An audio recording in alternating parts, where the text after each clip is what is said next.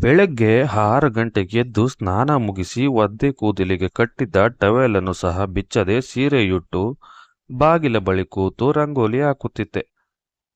ಅತ್ತ ಎದುರು ಮನೆಯ ರಮೇಶ ಜಾಗಿಂಗ್ ಮಾಡಲು ಬಂದವನೇ ಹಾಯ್ ಆಂಟಿ ಎನ್ನುತ್ತಾ ಗೇಟ್ ತೆಗೆದು ಮರು ಮಾತನಾಡದೆ, ನಾನು ಹಾಯ್ ಎಂದರೂ ಕೂಡ ಮಾತನಾಡದೆ ನಿಂತಿದ್ದ. ನಾನು ಏನಿದೀಗ ನೋಡ್ತಿದ್ದಾನಲ್ಲ ಎನ್ನುತ್ತಾ ನನ್ನ ಎದೆಯ ಕಡೆ ನೋಡಿದೆ. ಕುಳಿತು ರಂಗೋಲಿ ಹಾಕುತ್ತಿದ್ದೀನಲ್ಲ, ಒಂದು ಮಂಡಿಗಾಲು ಒತ್ತಿದ್ದ ಕಾರಣ ಅರ್ಧ ಆಚೆ ಬಂದಿತು. ಹಾಳಾದವನು, ನಾನು ಗಮನಿಸಿರಲೇ ಇಲ್ಲ. ತಕ್ಷಣ ಸೆರಗು ಸರಿಪಡಿಕೊಂಡೆ. ಅವನು ಮಾತ್ರ ಏನೂ ಆಗಲೇ ಇಲ್ಲವೇನೋ ಎಂದಷ್ಟು ಸಹಜವಾಗಿ ಅಲ್ಲಿಂದ ಹೊರಟು ಹೋದ. ನನಗೆ ಸ್ವಲ್ಪ ಮುಜುಗರ.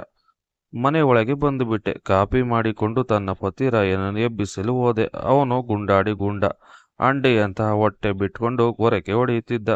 ನೋಡುತ್ತಿದ್ದರೆ ಹಂದಿಯಾಗಿ ಬಿದ್ದಿದ್ದ. ಹತ್ತಿರ ಹೋದರೆ ರಾತ್ರಿ ಕಂಠಪೂರ್ತಿ ಕುಡಿದಿದ್ದರ ವಾಸನೆ ಇನ್ನೂ ಹೋಗಿಲ್ಲ. ಎಂದುಕೊಂಡು ಕಷ್ಟಪಟ್ಟು ಎಬ್ಬಿಸಿ ನೀರಾನೆ ಬಾಯಿ ತೆರೆದ ಹಾಗೆ ತೆಗೆದು ಕಳಿಸುತ್ತಾ ಕಾಪಿ ತಗೊಂಡು ನನ್ನ ಕಡೆ ನೋಡುತ್ತಾ ಕಾಪಿ ಕುಡಿಯತೊಡಗಿದ. ಹಲ್ಲುಜ್ಜಲಿಲ್ಲ, ಮುಖ ತೊಳೆದಿಲ್ಲ. ಎದ್ದ ತಕ್ಷಣ ಕಾಪಿ. ರಾತ್ರಿ ಗಂಟಲವರೆಗೆ ಎಣ್ಣೆ. ಕೆಲಸ ಮಾತ್ರ ಸರ್ಕಾರಿ ಕೆಲಸ. ಸಂಬಳಕ್ಕಿಂತ ಗಿಂಬಳ ಹೆಚ್ಚು. ಲಂಚ ಪಡೆದು ದಿನಾಲು ಕುಡಿದು ಬರುತ್ತಿದ್ದ. ಉಮೇಶ ಸಂಸಾರದಲ್ಲಿ ಒಂದಿಷ್ಟು ಅನ್ಯೂನ್ಯತೆ ಇಲ್ಲ. ಯಾವಾಗ ನೋಡಿದರೂ ಬೈಯುತ್ತಿದ್ದ. ಬಾಯಿ ತೆಗೆದರೆ ಬರೇ ಕೊಳಕು ಮಾತುಗಳು. ನಮ್ಮದು ಬಡ ಕುಟುಂಬ. ಅಪ್ಪ ಕೆಲಸ ಮಾಡುತ್ತಿದ್ದ ಆಫೀಸ್ನಲ್ಲೇ ಇವರು ಕೆಲಸ ಮಾಡುತ್ತಿದ್ದರು.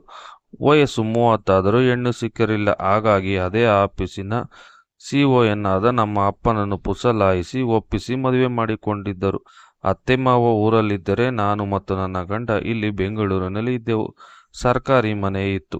ಸುತ್ತಮುತ್ತ ಒಳ್ಳೆಯ ವಾತಾವರಣ. ಹಾಗಾಗಿ ಏನೇ ಕಷ್ಟಗಳಿದ್ದರೂ ಮರಗಿಡ ಹಕ್ಕಿ ಪಕ್ಷಿಗಳ ಜೊತೆ ಮಾತನಾಡುತ್ತಾ ಹೇಗೂ ಜೀವನ ಸಾಗಿಸುತ್ತಿದ್ದೆ. ಮದುವೆಯಾಗಿ 4 ವರ್ಷ ಕಳೆದರೂ ಮಕ್ಕಳಾಗಲಿಲ್ಲ. ಕಂಠಪೂರ್ತಿ ಕುಡಿದು ಮನೆಗೆ ಬಂದರೂ ನನ್ನ ಮುಟ್ಟುತ್ತಿರಲಿಲ್ಲ. 4 ವರ್ಷಗಳಲ್ಲಿ 10-12 ಬಾರಿ ಸೇರಿರಬಹುದು ಅಷ್ಟೆ. ಆದರೂ ಕೂಡ ನಾನಾಗಿ ನಾನು ಅವರ ಜೊತೆ ಕಷ್ಟಪಟ್ಟು ಸೇರಲು ಪ್ರಯತ್ನಿಸುತ್ತಿದ್ದೆ. ದಪ್ಪ ಹೊಟ್ಟೆಯ ಕಾರಣ ನನ್ನ ಒಳಗೆ ಪ್ರವೇಶಿಸಲು ಸಹ ಆಗದೆ ಸುಮ್ಮನೆ ಅರ್ಧಂಬರ್ಧ 1-2 ನಿಮಿಷಗಳಲ್ಲಿ ಕಾರಿಕೊಂಡು ಮಲಗಿಬಿಡುತ್ತಿದ್ದ. ನನ್ನ ಕನ್ಯತ್ವ ಕೂಡ ಇನ್ನೂ ಹೋಗಿರಲಿಲ್ಲ. ಸಣ್ಣ ಅಂಗ, ಒಂದೇ ಏಲಕ್ಕಿ ಬಾಳೆಹಣ್ಣಿನ ಗಾತ್ರ ಇರಬಹುದು ಅಷ್ಟೇ. ಇನ್ನು ಸುಖದ ಮಾತಲ್ಲಿ ಹೇಗೋ ಹೊಂದಿಕೊಂಡು ಜೀವನ ಸಾಗಿಸುತ್ತಿದ್ದೆ. ನಮ್ಮದು ಬಡ ಕುಟುಂಬವಾದರೂ ಅಪ್ಪ ನಮಗೇನು ಕಡಿಮೆ ಮಾಡಿರಲಿಲ್ಲ. ನಾವು 4 ಜನ ಅಕ್ಕ ತಂಗಿಯರು. ನಾನು 2ನೇಯವಳು. ಮೊದಲನೆಯವಳಿಗೆ ಮದುವೆಯಾಗಿ ದೂರದ ನಿಪ್ಪಾಣಿಯಲ್ಲಿ ಸೇರಿಕೊಂಡಿದ್ದಳು. ಇನ್ನೂ 2 ತಂಗಿಯರು ಓದು ಮುಗಿಸಿ ಕೆಲಸ ಹೋಗುತ್ತಿದ್ದರು.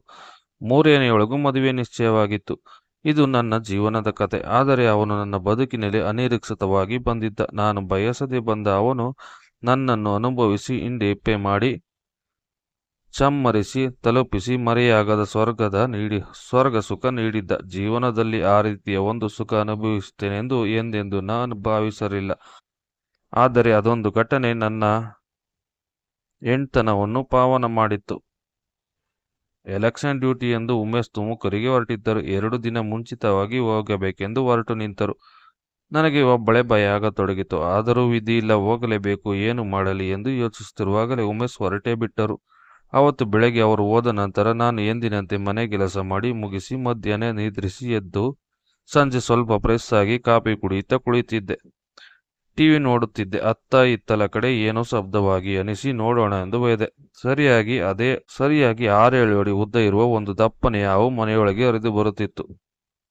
ಕಿಟಾರನೆ ಕಿರುಚುತ್ತ ಓಡಿ ಆಚೆ ಬಂದು ಬಿಟ್ಟೆ. ಅಕ್ಕಪಕ್ಕದ ಮನೆಗಳಲ್ಲಿ ಯಾರೂ ಇಲ್ಲ. ಮತ್ತೆ ಈಗ ಏನು ಮಾಡುವುದು ಎಂದು ಚಡಪಡಿಸುತ್ತಿರುವಾಗ ಬುರ್ ಎನ್ನುತ್ತಾ ಆಕ್ಸಿಲೇಟರ್ ತಿರುಗಿಸುತ್ತಾ ಒಂದು ಬೈಕ್ ಬಂದು ನಿಂತಿತು.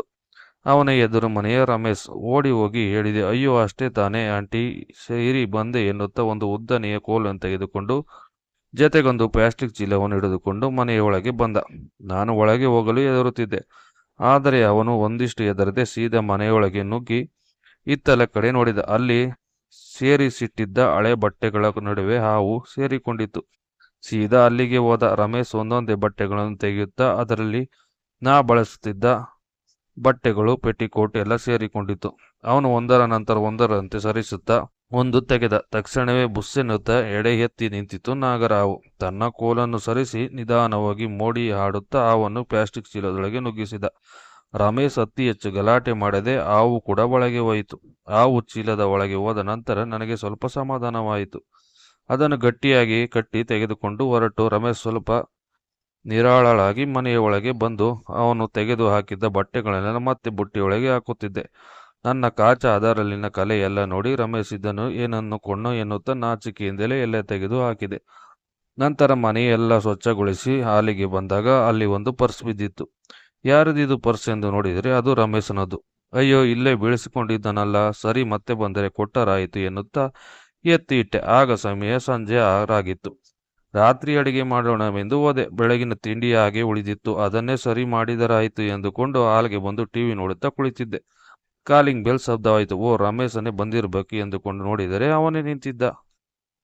ಹಾಯ್ ಆಂಟಿ, ನನ್ನ ಪರ್ಸ್ ಕಳೆದುಕು ಹೋಗಿದೆ, ನಿಮ್ಮ ಮನೆಯಲ್ಲಿ ಏನಾದ್ರು ಇದೆಯಾ ನೋಡೋಣ ಅಂತ ಬಂದೆ. ನಾನು ಇದೇ ರಮೇಶ್, ಇಲ್ಲೇ ಹಾಲ್ನಲ್ಲಿ ಬಿದ್ದಿತ್ತು, ಒಳಗೆ ಬಾ ಕೊಡ್ತೀನಿ. ಪರವಾಗಿಲ್ಲ ಆಂಟಿ, ನಾ ಹೊಡ್ತೀನಿ. ಅಪ್ಪ ಇಲ್ಲ, ಅಮ್ಮ ಕೂಡ ಅಕ್ಕನ ಮನೆಗೆ ಹೋಗಿದ್ದಾರೆ, ನನಗೆ ಸ್ವಲ್ಪ ಕೆಲಸ ಇದೆ, ಪರ್ಸ್ ಕೊಡಿ ಸಾಕು.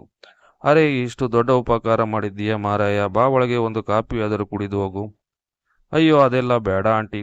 ಅರೆ, ಬಾಗಿಲಲ್ಲಿ ನಿಂತು ಮಾತಾಡ್ತಿದ್ಯಲ್ಲ, ಬಾ ರಮೇಶ್ ಒಳಗೆ. ಸರಿ ಆಂಟಿ, ಬಾ ಬಾ ಕೂತ್ಕೋ, ನಾನು ಕಾಪಿ ತರ್ತೇನೆ. ಆಂಟಿ, ಕಾಪಿ ಎಲ್ಲ ಏನೂ ಬೇಡ. ನಾನು, ಪರವಾಗಿಲ್ಲ, ಸ್ವಲ್ಪ ಕುಡಿ, ನಾನು ಕುಡಿಯಬೇಕಂತ ಇದ್ದೆ, ನೀನು ಬಂದದ್ದು ಸರಿ ಹೋಯ್ತು, ಇಬ್ಬರು ಕುಡಿಯಬಹುದು ಎನ್ನುತ್ತಾ ಅಡುಗೆ ಮನೆಗೆ ಹೋಗಿ ಕಾಪಿ ಮಾಡಿಕೊಂಡು ಕೈಯಲ್ಲಿ ಹಿಡಿದುಕೊಂಡು ಬಂದೆ. ನನ್ನ ದುರಾದೃಷ್ಟವೋ ಅಥವಾ ವಿಧಿಯಾಟವೋ ಗೊತ್ತಿಲ್ಲ, ಸೋಫಾದ ಬಳಿ ಬರುತ್ತಿದ್ದಂತೆ ನೆಲಕ್ಕೆ ಹಾಸಿದ ಜಮಖಾನ ಕಾಲಿಗೆ ಸಿಕ್ಕಿ ಎಡವಿದೆ. ಕೈಯಲ್ಲಿದ್ದ ಕಾಪಿ ಕಪ್ ಹಾರಿ ಕೆಳಗೆ ಬಿತ್ತು. ಬೀಳುವಾಗ ಎದುರಾಗಿದ್ದ ರಮೇಶನ ಟೀ ಶರ್ಟ್ ಮೇಲೆ ಬಿತ್ತು. ಬಿಸಿ ಕಾಪಿ ಬಿದ್ದಿದ್ದರಿಂದ ಅವನು ದಡಾರನೆ ಎದ್ದು, ಅಯ್ಯೋ ಆಂಟಿ, ನಿಧಾನ ಎನ್ನುತ್ತಾ ಟೀ ಶರ್ಟ್ ಅನ್ನು ಮುಂದೆ ಎಳೆದು ಒದರುತ್ತಿದ್ದ. ತಾನು ತಕ್ಷಣವೇ ಏನು ಮಾಡಬೇಕು ತಿಳಿಯದೆ ಅವನ ಬಳಿ ಬಂದು, ಅಯ್ಯೋ, ಐ ಆಮ್ ಸಾರಿ ರಮೇಶ್, ಕಾಲಿ ಎಡಬಿಡ್ತು, ಅಯ್ಯೋ ನಿನ್ನ ಟೀ ಶರ್ಟ್ ಎಲ್ಲ ಹಾಳಾಯಿತು ಎನ್ನುತ್ತಾ ಬಾ ತೊಳೆದುಕೋ ಎಂದೆ. ಬೇಡ ಆಂಟಿ, ಮನೆಗೆ ಹೋಗುತ್ತೇನೆ ಎಂದು ಹೊರಟ. ನಾನು ಬಿಡದೆ ಅವನ ಕೈ ಹಿಡಿದು ಬಚ್ಚಲ ಮನೆ ಕಡೆಗೆ ಹೊರಟೆ. ಅಲ್ಲಿ ಒಂದು ಜಗ್ ನೀರನ್ನು ತೆಗೆದುಕೊಂಡು ಅವನ ಟೀ ಶರ್ಟ್ ಮೇಲೆ ಚೆಲ್ಲಿದ್ದ ಕಾಪಿ ಕಲೆಯನ್ನು ಒರೆಸುತ್ತಿದ್ದೆ. ಹಾಗೆ ಒರೆಸುವಾಗ ಅವನ ಟೀ ಶರ್ಟ್ ಮೇಲೆ ಸರಿದು ಅವನ ಹೊಟ್ಟೆಯ ಭಾಗದ ಸ್ಪರ್ಶವಾಡದೊಡನೆ ಮೈ ಜುಮ್ಮೆಲ್ಲಲು ಆರಂಭಿಸಿತು. ತಟ್ಟನೆ ಮೈ ಬಿಸಿಯಾದಂತೆ, ಕಣ್ಣು ಮಂಜಾದಂತೆನಿಸಿತು. ಮತ್ತೆ ಅವನ ಬೆತ್ತಲೆ ಎದೆ ಮುಟ್ಟುತ್ತಿದ್ದಂತೆ ಮತ್ತಷ್ಟು ಹೊಸ ರೀತಿಯ ಅನುಭವವಾಗತೊಡಗಿತು. ಕೈಯಲ್ಲಿದ್ದ ಜಗ್ಗನ್ನು ರಮೇಶ ಕೈಗಿಟ್ಟು ಟವೆಲ್ ತರುತ್ತೇನೆ ಎಂದು ಹೇಳಿ ಹೊರಟು ಬಿಟ್ಟೆ. ಕೈಕಾಲುಗಳೆಲ್ಲ ನಡುಗುತ್ತಿದ್ದವು. ಮೈ ಬಿಸಿ ಹೆಚ್ಚಾಗಿ ಜ್ವರ ಬಂದಂತ ಅನುಭವವಾಗುತ್ತಿತ್ತು. ಕೈಯಲ್ಲಿ ಟವೆಲ್ ಹಿಡಿದು ಮತ್ತೆ ಬಚ್ಚಲ ಬಳಿ ಬರುವಷ್ಟರಲ್ಲಿ ರಮೇಶ ತನ್ನ ಟೀ ಶರ್ಟ್ ಅನ್ನು ಪೂರ್ತಿಯಾಗಿ ತೆಗೆದು ನೆನೆದಿದ್ದ ಭಾಗವನ್ನು ಹಿಂಡುತ್ತಿದ್ದ. ಅದನ್ನು ಕಂಡೊಡನೆ ಹೇಳಲಾಗದ ನಸೆ ಎಂದು ತಲೆಗೆ ಏರಿದಂತೆ ನಾ ಗಿರ ತಿರುಗುತ್ತಿದ್ದೇನೆ ಎಂದು ಅನಿಸುತ್ತೊಡಗಿತು. ಬಿಗಿಯಾದ ಎದೆ, ಸಪಟಾದ ಹೊಟ್ಟೆಯ ಭಾಗ, ಒಂದಿಷ್ಟು ಕೊಬ್ಬಿಲ್ಲದೆ ಕಬ್ಬಿಣದಂತೆ ಕಾಣುತ್ತಿರುವ ಸೊಂಟದ ಭಾಗ ನೋಡುತ್ತಿದ್ದಂತೆ ಮೈ ಜುಮ್ ಎನಿಸುತ್ತಿತ್ತು. ಹಾಗೆ ನೋಡುತ್ತಾ ನಿಂತು ಬಿಟ್ಟೆ. ಅದೇ ಸಮಯಕ್ಕೆ ಹತ್ತಿರ ಬಂದ ರಮೇಶ ಆಂಟಿ ಆಂಟಿ ಎಂದು ಕರೆದಾಗಲೇ ನಾ ವಾಸ್ತವಕ್ಕೆ ಬಂದದ್ದು. ಟವೆಲ್ ಕೊಡಿ ಎನ್ನುತ್ತಾ ರಮೇಶ ಕೈ ಚಾಚಿದಾಗ ಟವೆಲ್ ಕೊಡಲು ಮುಂದಾದ ನನ್ನ ಕೈಗಳು ನಡುಗುತ್ತಿರುವುದನ್ನು ಕಂಡ ರಮೇಶ, ಆಂಟಿ ಏನಾಯ್ತು ಎನ್ನುತ್ತಾ ಗಕ್ಕನೆ ನನ್ನ ಕೈಗಳನ್ನು ಹಿಡಿದುಕೊಂಡ. ಅವನ ಒರಟು ಕೈಗಳಿಂದ ನನ್ನ ಕೈ ಹಿಡಿಯುತ್ತಿದ್ದಂತೆ ನಾನು ಅವನ ಸ್ಪರ್ಶಕ್ಕೆ ಮರಳಾಗಿ ಹೋಗಿದ್ದೆ. ಅವನು ಕೂಡ ಹಿಡಿದ ಕೈ ಬಿಡದೆ ಏನಾಯಿತು ಆಂಟಿ ಏನಾಯಿತು ಅಂತ ಕೇಳುತ್ತಿರುವಾಗಲೇ ನನ್ನ ಮೊತ್ತ ಅವನ ಕಣ್ಣುಗಳು ಒಂದಾದವು. ಅವನ ಕಣ್ಣುಗಳಲ್ಲಿ ಯುವ ಮನ್ಮಥನ ಚೆಲುವು ಕಾಣುತ್ತಿತ್ತು. ನನ್ನ ಕಣ್ಣುಗಳಲ್ಲಿ ಮತ್ತದೇ ವಿರಹದ ಬೇಗೆ. ಇಬ್ಬರ ಕಣ್ಗಳು ಒಂದಾದ ನಂತರ ಇಬ್ಬರು ಹತ್ತಿರವಾಗತೊಡಗಿದವು.